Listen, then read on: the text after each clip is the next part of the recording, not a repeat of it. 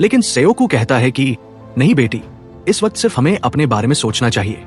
शुआन अपने पापा से कहती है कि आपकी इसी वजह से मम्मी हमें छोड़कर चली गई, आप सिर्फ अपने बारे में सोचते हो।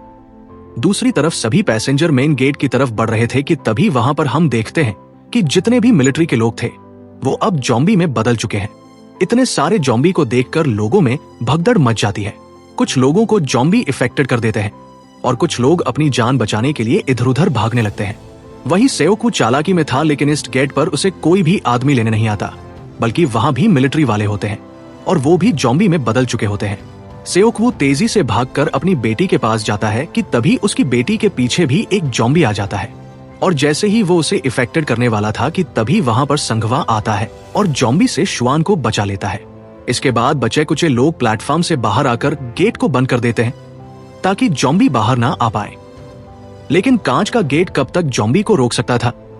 सभी लोग भागकर ट्रेन के अंदर जाने की कोशिश करते हैं और जल्दी जल्दी में गलत गेट को खोल देते हैं और ट्रेन के अंदर से बहुत सारे जॉम्बी बाहर निकल जाते हैं।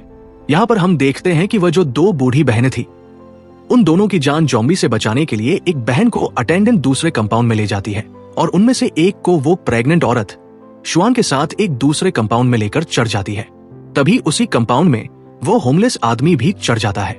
लेकिन ये लोग जिस कंपाउंड में चढ़े थे उस कंपाउंड में बहुत सारे जॉम्बी थे और जॉम्बी से बचने के लिए ये लोग टॉयलेट में छुप जाते हैं। दूसरी तरफ योंगशुक ट्रेन अटेंडेंट को पकड़कर बोलता है कि भाई किसका वेट कर रहे हो, चलो जल्दी वरना हम लोग मर जाएंगे। लेकिन जिन्ही बोलती है कि मेरे दोस्त अभी प्लेटफॉर्म पर ही है, उनको आने दो तब हम चलेंगे। लेकिन योंगशुक बहुत मतलबी था, वो ट्रेन अटेंडेंट से लड़कर ट्रेन चालू करवा लेता है। वहीं दूसरी तरफ हम देखते हैं संगवा बाकी लोगों के साथ मिलकर उस कांच के गेट को पकड़ कर रखा हुआ था ताकि जॉम्बी बाहर ना आ सके। जैसे ही वो कांच का गेट टूटने वाला था वो लोग गेट छोड़कर भागने लग जाते हैं। लेकिन भागते भागते यांगुक के दोनों दोस्तों को जॉम्बी इफेक्टेड कर देते हैं। संगवा उसे संभालता है और यह सभी ट्रेन की तरफ जाते हैं। लेकिन यहाँ पर ट्रेन भी चल चुकी थी और इनके पीछे जॉम्बी भी पड़ चुके हैं। अपनी जान बचाने के लिए यह लोग किसी तरह एक खाली कंपाउंड में चढ़ जाते हैं। ट्रेन में चढ़कर यांगुक अपनी जिन्ही के पास कॉल करता है और उससे कहता है कि हमारे सभी दोस्त मर चुके हैं और हम कुछ लोग बचे हुए एक कंपाउंड में हैं और हम तुम्हारे कंपाउंड में आने वाले हैं।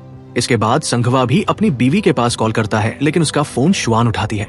शुआन बताती है कि वे लोग जिस कंपाउंड में चढ़े थे उसमें जॉम्बी हैं और उनसे बचने के लिए वे लोग एक टॉयलेट में छुपे हुए हैं और वो उन्हें यह भी बताती है वे सभी कंपाउंड नंबर 13 में हैं।